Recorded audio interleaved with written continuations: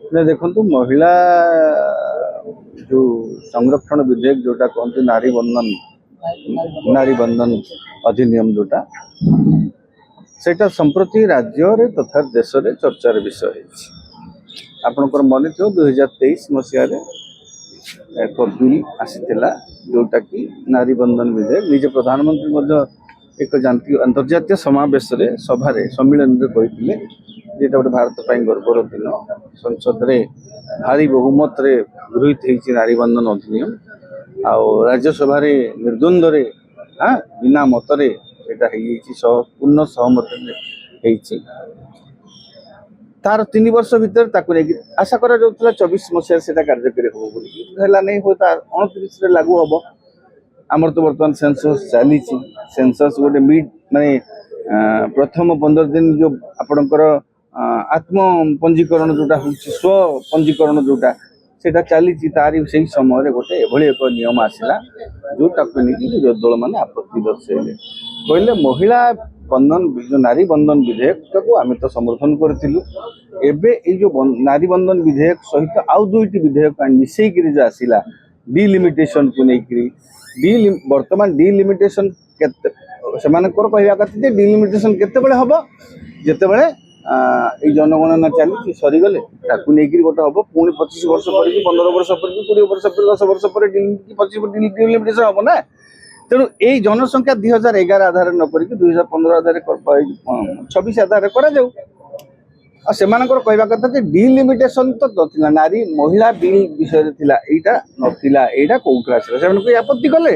विरोध कले एवं ताकू नहीं अवश्य से जुक्ति रे मु कहूनी से माने ठीक सरकार भूल से विषय मु कहबी नहीं किंतु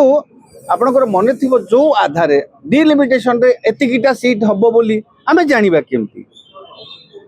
बुझी परछन तो डिलिमिटेशन सरीनी जनसंख्या निया जाइनी आमे कहिदेबा बर्तमान एतिकिटा सीट हबो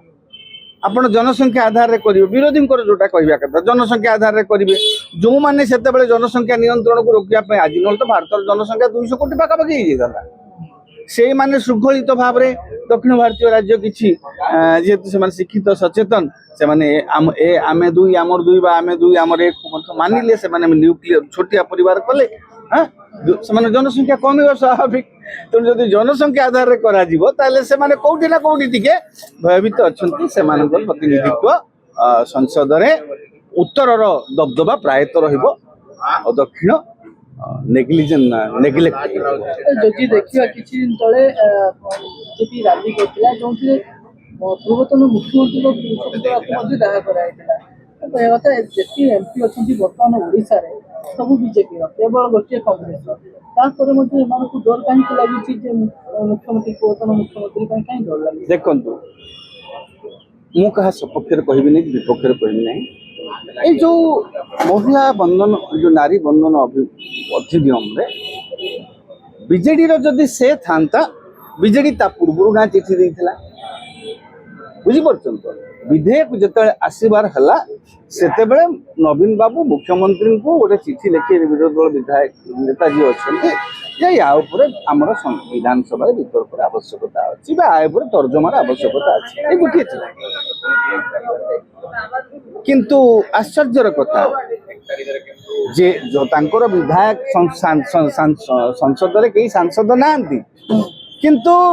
नवीन बाबू को कुशपुतलिका दाह करा निश्चित भाव में परवर्ती पर्यायर से माने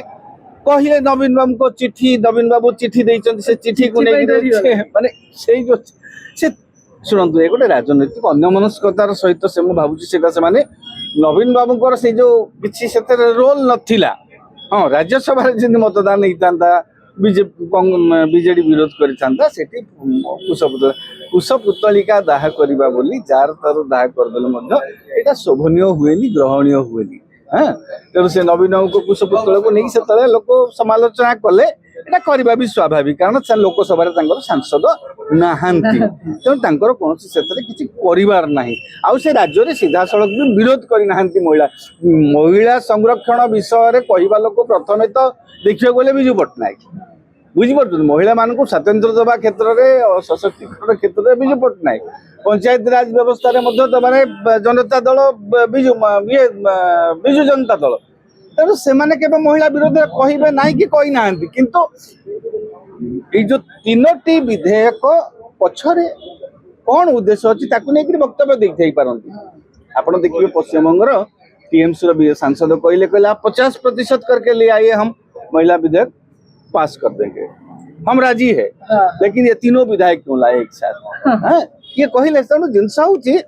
कौटी ना कौटी विरोधी आउ शासकों भीतर असहमति अच्छी ये प्रसंग को लेकर सरकार उद्देश्य कौन बा भारतीय जनता पार्टी उद्देश्य कौन, एमाने भी राजनीति अच्छा, एम तो राजनीति मैदान टा खोला छाड़देनि, एमाने भी विरोधी दल हिसाब से विरोध करवा स्वाभाविक। सर सब बड़ कथा राजनीतिक क्षेत्र में आउ कि कुशपुतला दाह कर कथा, किंतु जिते उपमुख्यमंत्री निजे प्रेजेंट कुशपुतला दाह करोटी ना कौटी टिके ओलट पालट लगुच। शुणु मु गोटे कथा कहि आपन को, राजनीति रे एटा कहबा को लाज माड़े, राजनीति केवल नुह प्रत्येक क्षेत्र में बर्तमान नैतिक स्खलन आम मान भीतर घटलानी। से राजनेता हूँ, प्रशासक हूँ, सांबादिक हूँ, सब क्षेत्र में नैतिक अधोगति नैतिक स्खलन घटला। उपमुख्यमंत्री निजे गोटे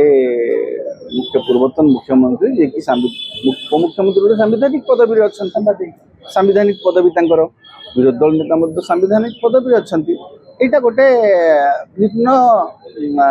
प्रेसिडेंट क्रिएट कला जोटा को अनेक लोक भी सोशल मीडिया रे सेटा को लेकर समालोचना करिसंती।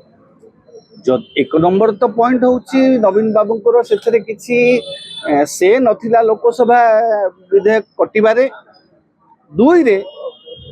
जने हमर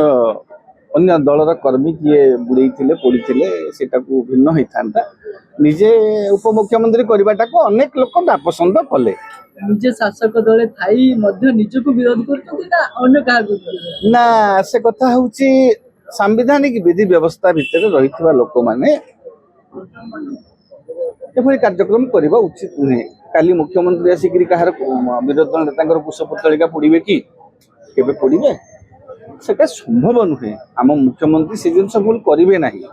तेणु जो मैंने भी सांविधानिक पदपदवी अच्छा से सचेतनता से भावार थिला। आमे तो देखुचे प्रत्येक क्षेत्र में नैतिक